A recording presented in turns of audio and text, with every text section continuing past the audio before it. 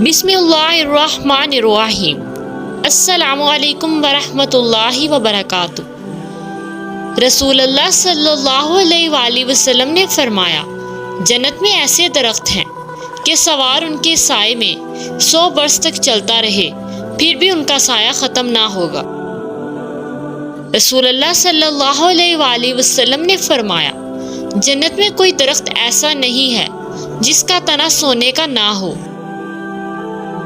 رسول اللہ صلی اللہ علیہ وآلہ وسلم نے فرمایا، جنت میں 100 درجے ہیں اور ہر 2 درجہ کے درمیان اتنا ہی فاصلہ ہے جتنا آسمان اور زمین کے درمیان ہے۔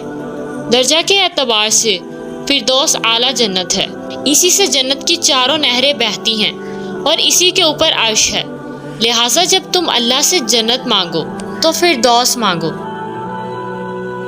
نبی صلی اللہ علیہ وآلہ وسلم نے فرمایا، قیامت کے دن جنت میں داخل ہونے والے پہلے گروہ کے چہرے کی روشنی 14ویں کے چاند کی روشنی کی طرح ہوگی، اور دوسرا گروہ آسمان کے روشن اور سب سے خوبصورت ستارے کی طرح ہوگا۔